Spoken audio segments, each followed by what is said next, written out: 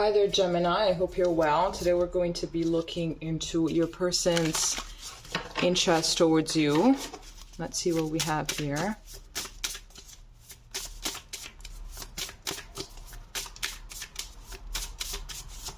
So here we have trine, angelic support, harmony, and perfect flow.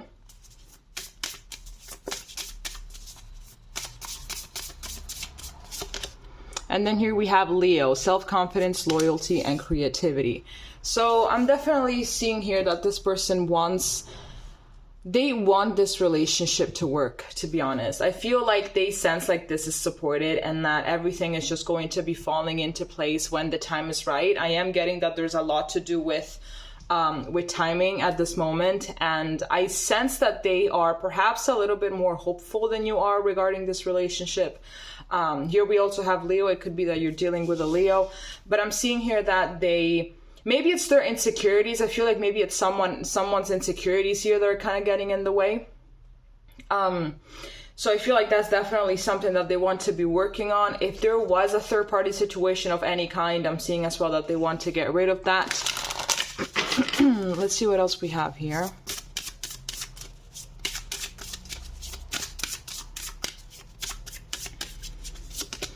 Here we have serendipity, number 29, breaks down to an 11.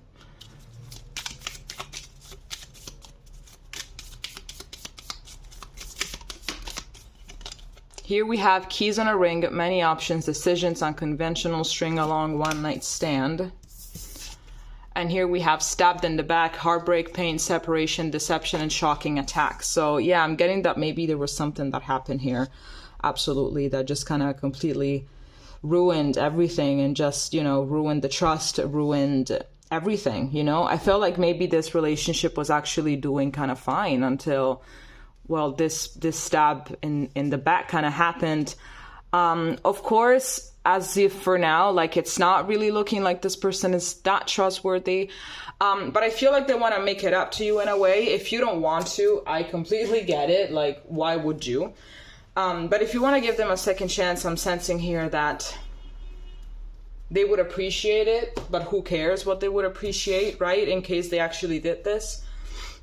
But I'm getting that whatever it is that they had on the side, if it was a third party situation, it definitely didn't really mean anything. I'm getting that it has a lot to do with their insecurities. Everything had to do with their insecurities. It is never your fault if something like this happens. So it's like they know now that it was about their insecurities, and I sense that maybe they just wanted some validation from someone else. They just wanted to feel, attractive, and they wanted to feel wanted by someone else in order to still prove to themselves that they still got it or something like that. Let's see what we have here.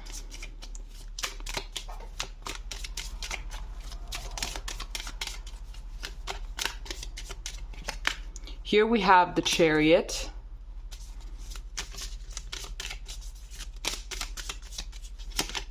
Here we have the Queen of Wands.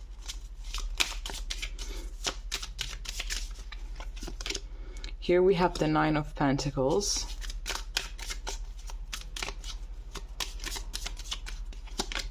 Here we have the Queen of Pentacles. So here we already have two queens. And here we have the Three of Pentacles. Jesus. Okay. Yeah, I'm getting that this person is actually not really that trustworthy. I'm getting that they do want to make things right with you, but at the same time, I don't really sense that maybe they're done with whoever it is that the other person is. It could be that this is a baby mama, it is their baby daddy, or something like that. So they have that excuse to not cut that situation off because like, oh, well, we have a child together, but that's a very small message for a small number of you. Let's see what else we have here. Here we also have the King of Wands, the Knight of Wands, the Page of Swords, and the Four of Pentacles. Okay, so let's get into this. So I'm getting that this person is not all there. They're not about commitment. That's what I'm getting. They're not really all about commitment. I feel like they do want a peaceful relationship with everyone. They do want to be very much liked by everyone. It's like they need people to like them. So I'm also getting that this person could be very charming. They might have their way with words. They might be very attractive. And that is something that definitely helps when it comes to wanting to be liked by everybody. I'm not even going to lie. I do believe that pretty privilege is a thing, and they are the definition of pretty privilege. That's what I'm getting. I'm getting that no matter what is going to happen, is like they are always going to have that wandering eye. They're always going to be very, how can I put this? I actually had a word in my head right now. They're always going to be very sexually charged, you know. That's also something that I'm getting a lot. And I feel like they're always going to be a little bit in and out, inconsistent, whatever. This person, I sense that they tend to get bored very, very easily, and they need constant stimulation. They need to be, you know, you have, like, if you were to actually get with this person, you're gonna have to spend the rest of your life keeping them entertained in a way or the other. And that is just something that it's not sustainable, it's not realistic, it's not worth it, no matter who it is. Like, it's just not worth it, okay? I feel like that's just pretty much who they are. There are certain people that are like this, and then they end up growing up, they end up evolving, they end up, you know, having all of those things. But from what I'm seeing right now, from what I'm sensing, from what I'm getting, I sense that they're just not going to grow up. This is just not their lifetime for them to grow up and evolve and awaken.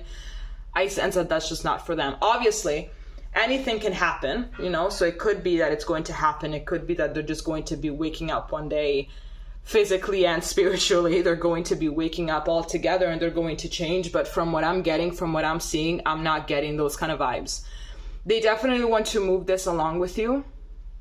But I do believe that there is someone else in the mix.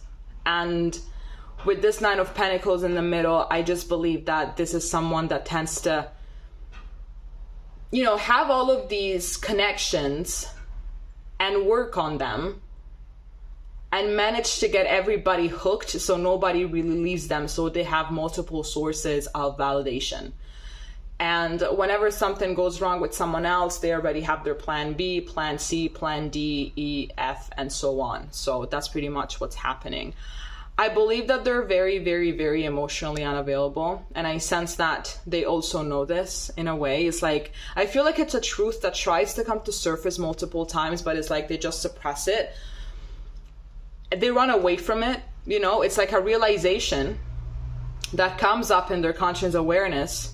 So they see it, they recognize it, they don't deal with it. They just suppress it, you know. Like, they're very, very unavailable. I feel like this person is very lost, you know. I think that we tend to see this kind of people as evil, as selfish, as, you know, people that actually have a hidden agenda for everybody. But to be honest, I feel like these are just people that are extremely lost, and they just do whatever it is that they need to do in order to survive with the information that they have, in order to remain as protected as they possibly can. Obviously, this is not an excuse. I mean, they're shit, and that's pretty much it. But I feel like ultimately they do want to have a genuine, peaceful connection with you, but they also want to have that with someone else. So if you're not about that, obviously dump it. I don't sense that this is someone that could be trusted. I do believe that they will do everything in their power in order to make you trust them, but ultimately there's someone that just cannot be trusted for shit. I sense that they really have their own way with words, and they can just get under someone's skin very easily. Like, they just know how to do it, and that's it. It could be that they have grown up with a parent that was like that. So it's like they just learned a bunch of tricks. They just learned a bunch of ways to manipulate, to communicate, to use their charm, to use their attractiveness, you know, in order to kind of hypnotize whoever it is that they're with. So their charm mixed with their body, mixed with their way of using words, and bam, before you know it, you have just welcomed this person back into your life. And maybe it takes a little bit to snap out of it, and it's like, oh my God, how did I manage to, you know, accept this person back into my life? What the fuck happened there? Well, what happened? This person just knows how to hypnotize, and just knows how to, you know, pick on your brain. And this is something that they do with everybody. Oh, of course. It's not like they do this specifically with certain people in their life, but it's something that they do with everybody. They try to do this with everybody. It just depends if the other person can catch the manipulation or not. But if you can't, it's actually good. I actually believe that some people that are not able to catch any kind of form of manipulation, I sense is good, because if you do know, you most likely grew up in a very manipulative environment, you know, like something bad happened in the past that had to teach you the hard way how to recognize these kind of people. Okay, Gemini, that is all that I have for you. If it made sense, please let me know, and we're going to be seeing each other next time. Okay, bye-bye.